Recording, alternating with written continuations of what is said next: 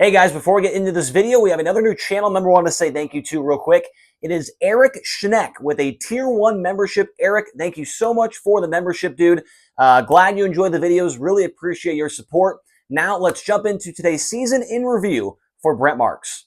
All right, guys, welcome back to the channel. You're probably wondering what the hell I'm wearing. I just got done at my other job, my seasonal job that I do throughout the month of December, a little bit in January, as a UPS driver helper, dropping packages off on the porches and whatnot you want to call it. So, yeah, I thought I'd wear this just for the hell of it because I don't know why. We just like to have fun here on the channel, and yeah, I don't know. Here we go. Brent Marks, season in review for High Limit Racing is here today.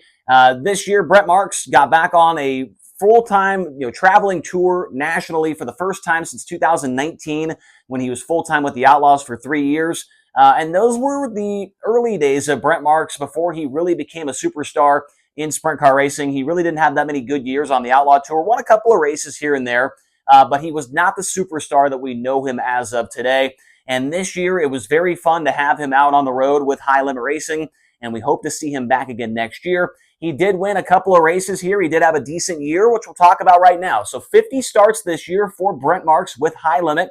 He did have 3 wins this season, 14 top 5 finishes, 34 top 10s, and he led 58 laps of feature action in 2024. He ended up finishing 5th in the overall championship standings with High Limit this year, and in the midweek money series standings, he did finish in the 10th position. In the money earned category, when it comes to racing just with High Limit, $210,000, $954. I know I just said that dumb, but $210,954. That is the race earnings for Brent Marks. And then when it comes to the points, for finishing 5th in points, he did get $75,000. And then for 10th in the midweek standings, he got an extra $4,000. So almost $300,000 in earnings there for Brent Marks this year alone with High Limit. He was 13 points ahead of the P6 driver in points, that being Corey Day, and he was 39 points behind James McFadden for 4th in the overall point standings this year. He did use 3 of the 6 provisionals allotted to him this season, and along the way, he did have 5 DNFs. At one point in time, he actually had 3 DNFs in a row at a middle portion of the season. So, did have a lot more DNFs than I think he was probably hoping for, and probably what more people were thinking about. They probably didn't think he was going to have 5 DNFs going into the season, but it did prove to be a little bit of a tough year at some points throughout the season for Brent Marks, especially when we went to the West Coast. His best finish, well, he did have 3 victories on the year.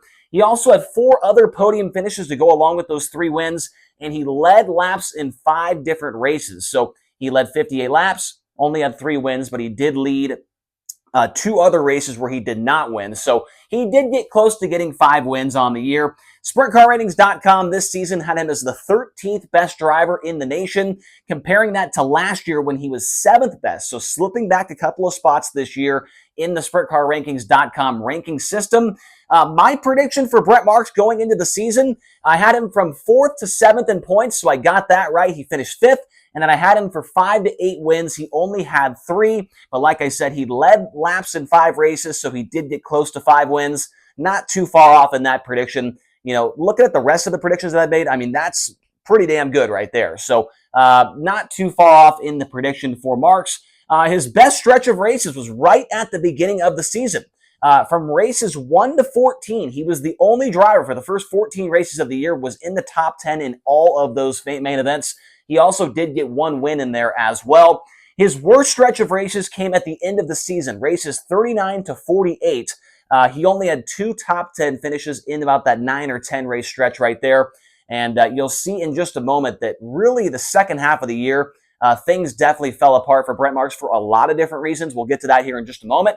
But let's switch boards now and take a look at the in-depth stats for Brent Marks against the rest of the competition this year with High Limit Racing. If you were not familiar, I do like to reiterate this every time, that these are the numbers compared to the other 16 drivers that ran with the series this year. The blue writing is his actual stat or the stat number that he has for that particular category. The green writing is where he was ranked up against the rest of the drivers with the series. So his average finish was a 9.4. So I guess that's okay. Obviously, it's 5th best with the series, so not too bad there. He did run 5th in points, so that kind of always correlates. Average start was a 10.5. That was sixth best with the series this year. Average qualifying effort of 7.3. That was seventh.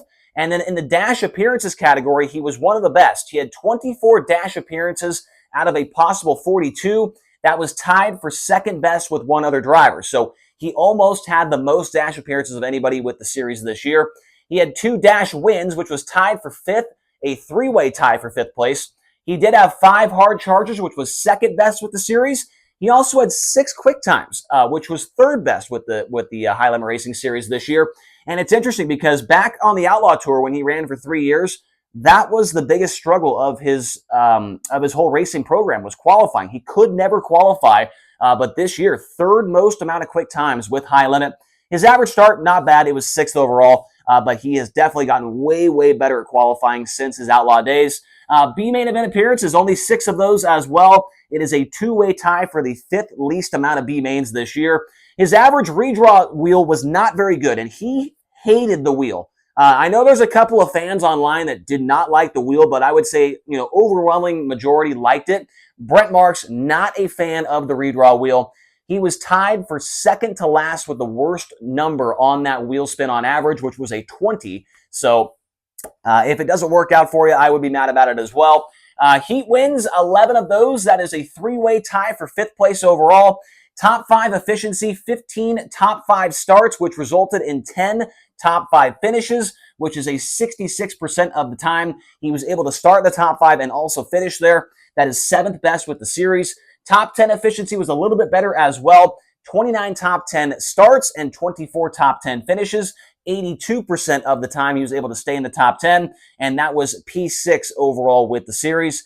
Plus minus was a plus 53 for 7th best overall, and then races with a positive plus minus was a 31. So 31 races this year where he finished ahead of where he started at, and that was a 3-way tie for 6th overall with Chris Windom and Parker Price Miller.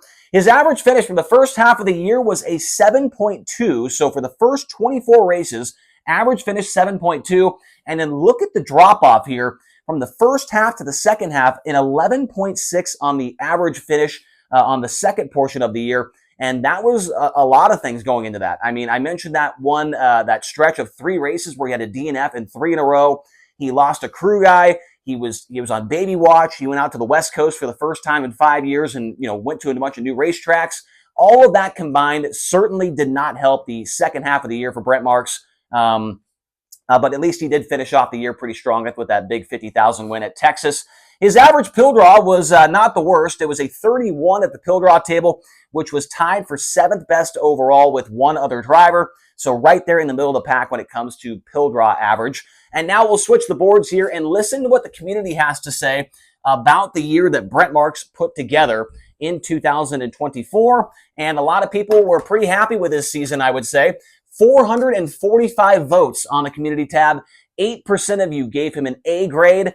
72% gave him a B grade.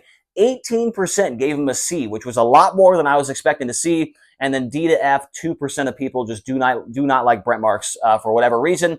And they thought he was absolutely terrible, gave him an F grade. And I do not agree with that. So if it was me, I think if Brent Marks did have maybe 2 or 3 more wins, it would probably be an A grade for me. Seeing as he had not been on a national tour in a very long time, it was a big jump for him to get back, and do it again. And he struggled at certain points in time. But if he would have had 3 more wins or 2, I would have gave him an A. But I think the B grade of 72% is definitely the right one for him. His future plans, I've got a big question mark there. Nobody at this point in time really knows what Brent Marks is going to do. He does have a High Limit Racing charter, to his credit, if he wants to come back and do it again next year. And then, but right now we don't know. We don't know what Brent Marks is going to do.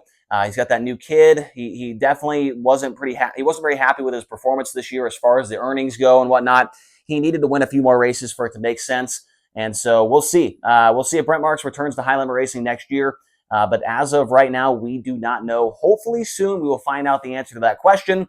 If I had to guess, I think he is going to come back, but we'll have to wait and see. So let me know your thoughts down in the comment section below about Brent Marks' season. Do you think it was a success? Do you think it was a failure? And do you think he will come back next year to run full-time as a high roller. I want to hear your thoughts down below. Make sure to hit like, hit subscribe, and comment down below. Thank you all so much for watching, and we'll talk to you again soon.